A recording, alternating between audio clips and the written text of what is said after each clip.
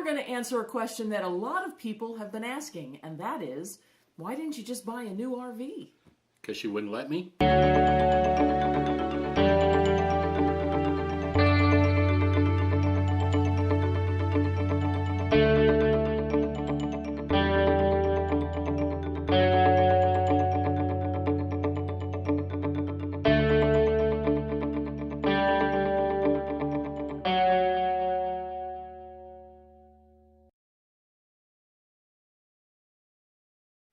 So a lot of folks have asked us, Stephanie and Tom, Because that's what they call me here.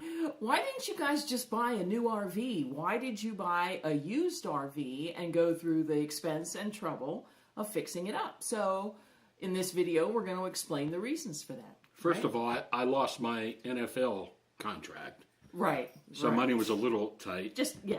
In radio, that's called a not for long contract. Okay.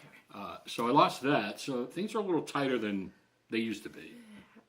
The first reason was actually cost. Not quite what he explained, but nonetheless, it was cost. The bottom line is, mathematically speaking, even if you take our purchase price and combine it with all of the money we spent maintaining it, fixing it up, furnishing it, including a new mattress, new drapes, things like that, we're still at about 1/5 of what the cost of a new motorhome would be, comparable to ours in size and amenities. Sort of debt adverse, I think is the term they use these days.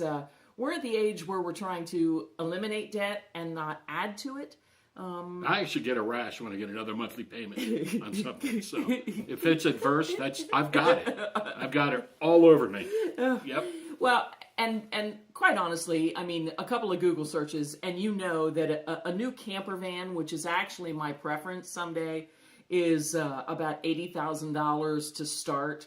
The Class A's, they start at well over $90,000. And we just weren't prepared to take out that kind of a loan, that length of a loan at this stage in our lives. Exactly. The third reason is, of course, with debt comes a monthly payment.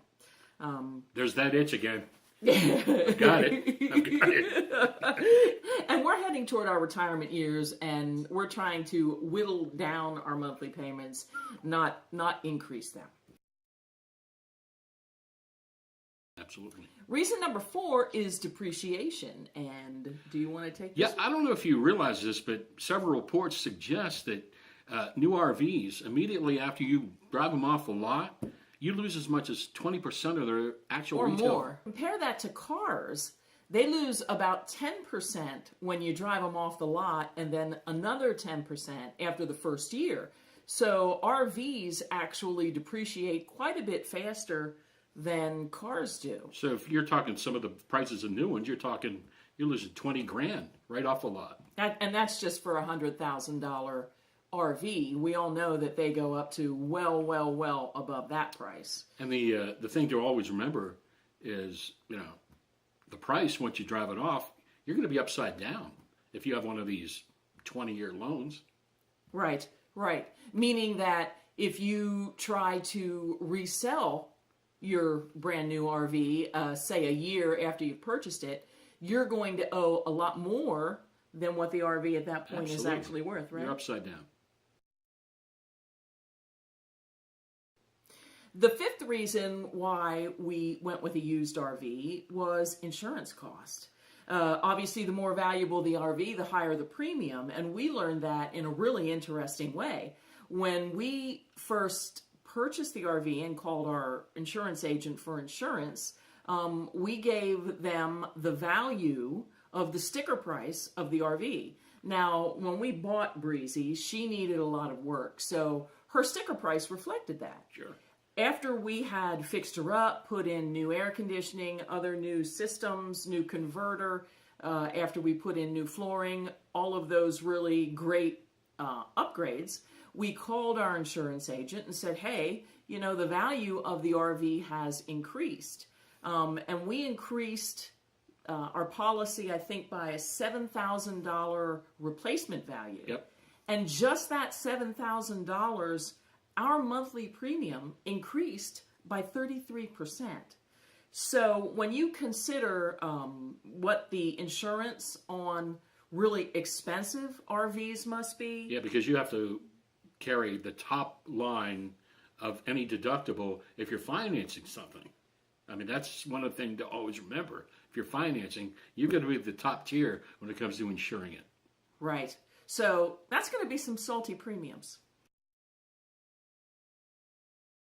The sixth reason why we went with a used RV is absolutely, if you've been to an RV show, if you've walked around an RV lot, you know that there are a variety of layouts to choose from. You can get bunk beds, you can get 2 queen beds, you can get a larger kitchen or a larger living space. The layouts may vary, but the basic color schemes and the flooring and the window treatments and the cabinet colors, they are WYSIWYG, right? Oh, yeah. What you see is what you get. You're Love not going that to change phrase. that. Do that phrase again.